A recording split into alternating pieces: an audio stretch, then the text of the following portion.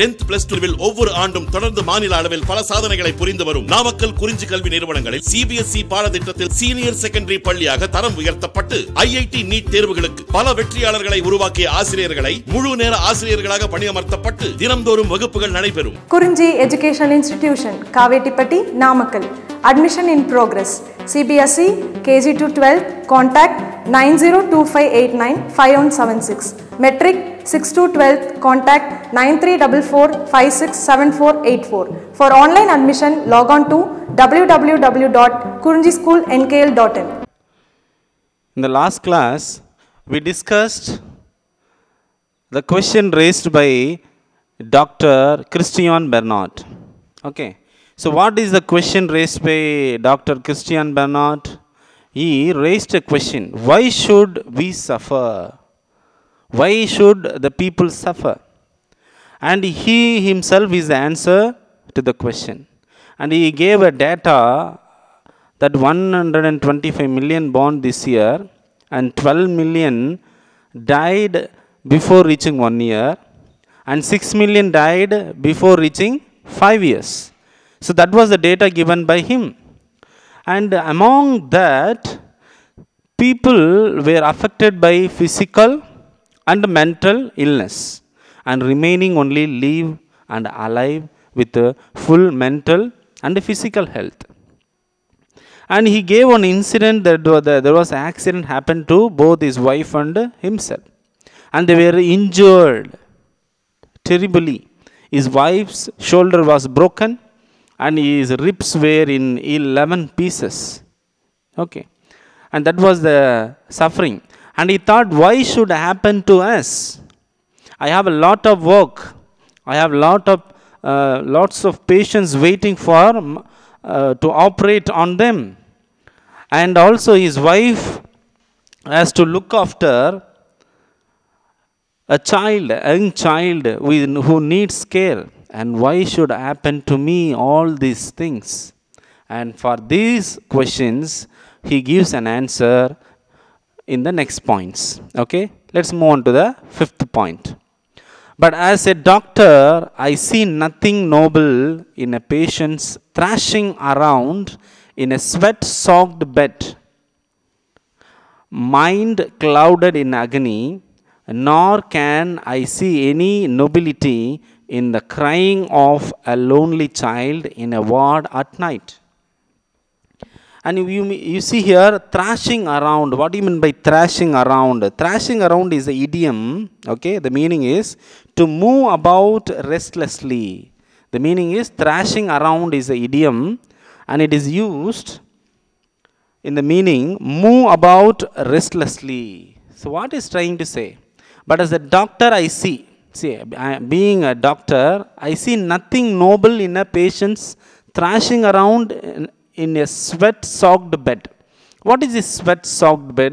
See, usually patient admitted for longer days. Okay, he says that I see nothing when I see patients sweat-soaked bed. What is the meaning of this? Which means they get sweat. Okay, the bed is full of sweat. And the mind is clouded in agony. Whose mind? The patient's mind.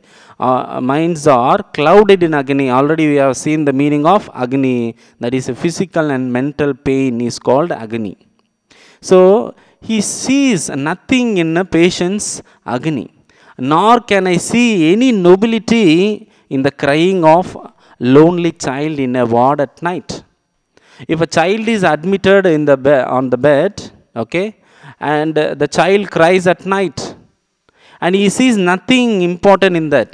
He sees nothing nobility in the crying of a lonely child because he just saw the child as a doctor and he did not care of the suffering behind, the emotion behind the suffering. He did not see it.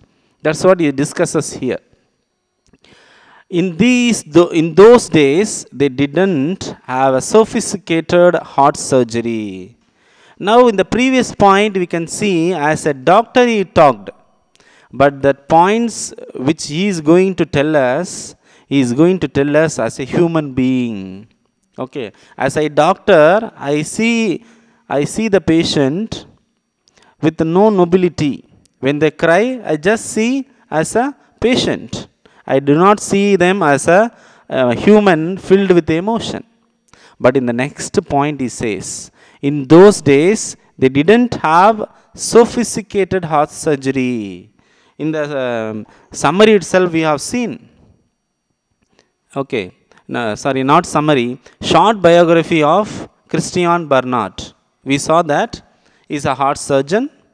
His brother died of cardiac ailment. Okay, cardiac ailment means cardiac disease. And due to that, he want to become a doctor in a specialist in cardiac ailment. And he became a doctor. And those days, it was very tough to cure heart disease, that is cardiac ailment, cardiac diseases, because there was no any proved method to transplant heart from human to human. But he was the first person to transplant heart from human to human. And how did he experiment? First, he experimented with the animals. Okay, he tried to transplant from animal to animal. Then he succeeded in that, and then he tried with the humans. Okay, the people, those who have heart disease, okay, are changed with a healthy heart. So he tried and he succeeded, and that's why he says, in those days they did not have a sophisticated heart surgery. Okay, I always found the suffering of children particularly heartbreaking, especially because told trust in doctors and nurses. Okay, I have always found the sufferings of children particularly heartbreaking, especially because of their total trust in doctors and nurse. See, the sufferings of the children, those who have a heart disease, they suffer a lot. And it is very heartbreaking to see them. Okay, they can't do anything. They trust doctors and nurses. Okay, so because of their trust only, they come out of the suffering, he says. They believe, in the next point he says, they believe you are trying to help them. So what is the trust? They have the trust that they means who? The children believe that you are going to help them, that you are going to cure their cardiac ailment. Who are going to cure? The doctors. Okay, the children have a lot of trust. Okay, they have a trust in doctors and nurse that they are going to cure and they are going to help them. If you can't, they accept their fate. You might have seen in the movies and all, a person may be taken to the emergency ward very in a hurry manner. Okay, the patient's relatives or the husband or wife may be standing outside of the hospital, outside of the ICU ward. They will be waiting in a tension, and the doctor comes and tells them in a positive manner or in negative manner. If it is a positive manner, they are happy somewhat. If it is a negative, what can be the negative? Maybe the person died. What can they do? They just cry. They accept the fate. That's what he says. The children believe that the doctors will help them and cure the disease. But what happens if it is in another way? You cannot cure. If you can't, they accept their fate. That is their faith. They go through mutilating surgery and afterwards they don't complain. What do you mean mutilating? Mutilating means surgery involving removal of tissue even at the risk of worsening of patient's conditions. Okay, mutilating means removing of tissues. Okay, even after the risk of worsening the patient's condition. The condition of the patient is very worse.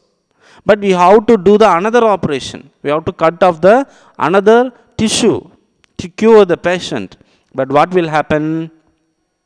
Nothing is going to happen. That's what they say. So in this point, what is trying to say? All the children believe, they trust doctors and nurses. They believe that doctors are going to help them. If suppose, if they can't, they accept that it is their faith. Fate, okay, not faith, fate.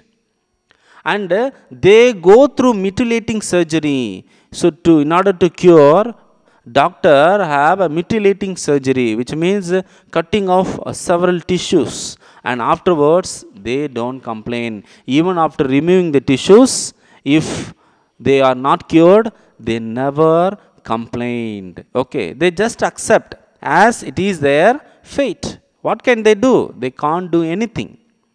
And in next point, one morning, several years ago, I witnessed what I call the Grand Prix of Cape Town's Red Cross Children's Hospital.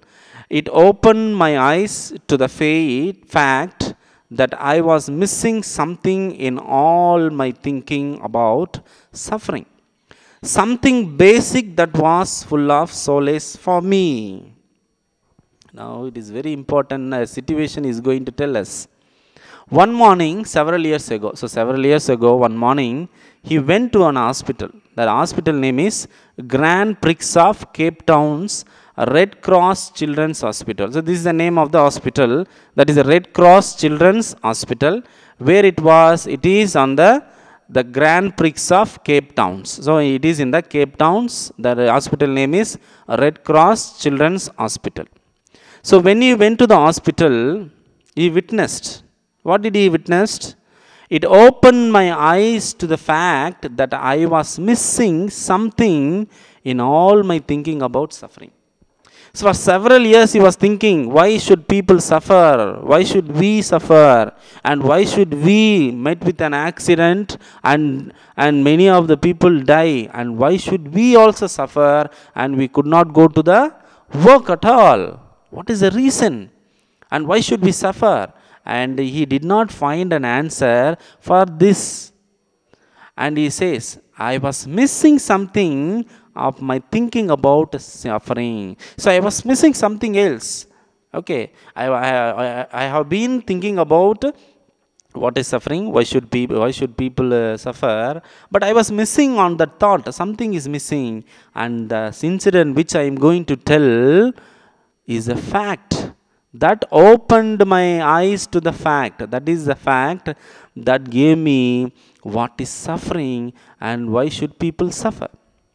Something basic that was the full of solace for me. What do you mean by solace? Solace means comfort or consolation in times of great pain. Okay, so when people are suffering, somebody goes and makes them comfort. Please don't cry. I am there with you. Okay, God is with you. I will pray for you. Somebody if comforts someone, that is called solace. So what happened? Something basic that was full of solace for me.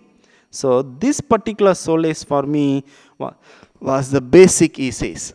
So in all these 7 points, what is trying to say is going to answer why should people suffer and why we think that what is this life?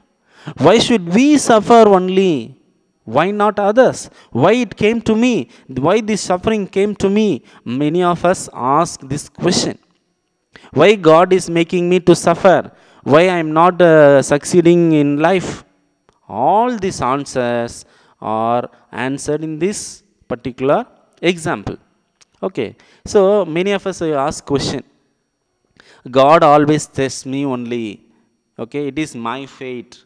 Okay, I did not get this, I did not get that, I did not do this, okay, I did not achieve this. So all these questions comes when we suffer. But we do not look at the people, those who are in front of us also have the same suffering. That is the point we miss, and that is the point which Dr. Christiana Bernard also missed. Okay, so that's what he says.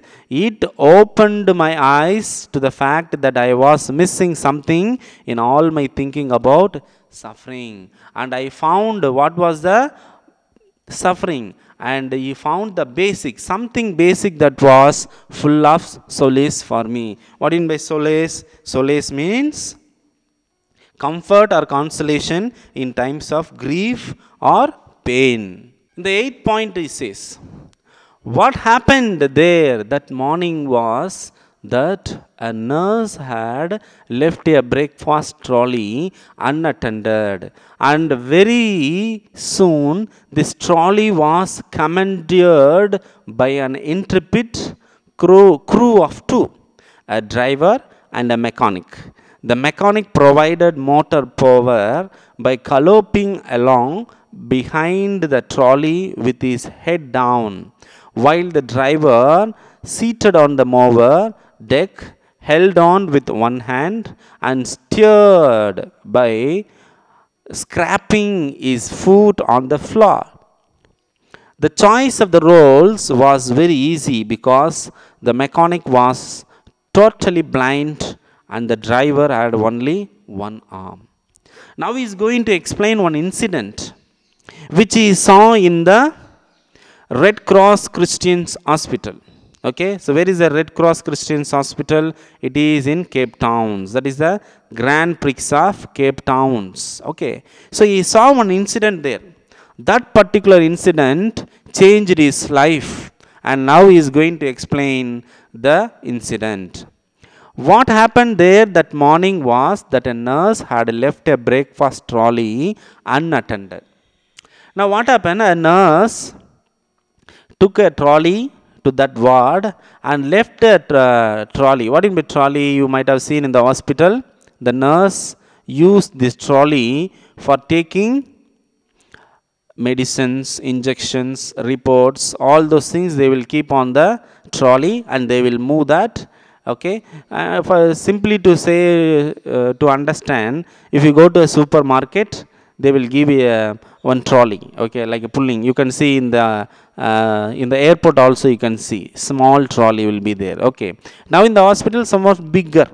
Okay, so a nurse left a breakfast trolley. So in the morning she took a breakfast on this trolley and came and distributed breakfast to all the patients, and she left the trolley unattended. Unattended means what? Nobody was there, okay, to take this trolley. So now nurse left the trolley and went away. And very soon this trolley was commandeered by an intrepid crew of two. What do you mean by commandeer? Commandeer means to seize for military use or to force into military service, to take arbitrarily or by force. So these are the different meanings are given. So we can take the meaning to take by force. Okay, that is the meaning of that. And very soon this trolley was commandeered, means forcefully pulled by an intrepid crew of two. What do you mean by intrepid? Intrepid means bold or daring. So the true crew means group. So group of two persons took the trolley very forcefully and with a bold and daring manner. What did they do? Who are these crew members? Let us see. One is a driver and the mechanic. So these are the crew of these two. These two members took the trolley which was unattended, okay, and commandeered. Commandeered means forcefully they took the trolley. Okay, let's see what did they do. The mechanic provided the motor power by galloping along behind the trolley with his head down, while the driver, seated on the mover deck, held on with one hand and steered by scraping his foot on the floor. Now what did they do? They played with this trolley. Okay, so the mechanic provided motor power. What is this motor power? Along behind the trolley with his head down. So the mechanic, okay, stood behind the trolley. Okay, he just pushed, okay, along behind the trolley with his head down, while the driver, now driver is where? He sat before the trolley, okay, seated on the mower deck. Okay, so the driver sat on the mower's deck, which is on the in front of the trolley. Okay, and one hand steered by scraping his foot on the floor. Now, they were playing when we were children. When you are also very child, you might have played this bus game, and like playing driving cars or motorbikes, you might have played, isn't it? So in the same manner, now they took the trolley forcefully. Okay, this mechanic, what did he do? He stood behind the trolley. Okay, he used motor power, which means he pushed by galloping along behind the trolley with his head down. So he put his head down and just he pushed. And what about the other? The driver sat before the trolley mover deck. That is, the place is called mover deck. That is in front of the trolley. Okay, and he held on with one hand. So he caught the trolley with one hand, and he put his foot, okay, steered by scraping his foot on the floor. That which means, steered means what? Steering. Okay, when the driver sits on the bus or car, he turns the steering to turn this side and that side. In the same way, to turn the trolley, he used, what did he use? He used his leg. Okay, so he used his foot and he touched like a scraping on his foot on the floor and made the turnings here and there. And the choice of the roles was easy. The choice was very easy. Why the choice was easy? What is the choice? Mechanic was behind the trolley and the driver was on the mover deck, that is in front of the trolley. Okay, that choice was very easy because the mechanic was totally blind. That's why he put his head down. Okay, a mechanic who was standing before the trolley was blind, and the driver had only one arm. The driver who was sitting on the mover deck was on the in front of the trolley, and he had only one arm. Now this is an incident happening. Now who is watching this?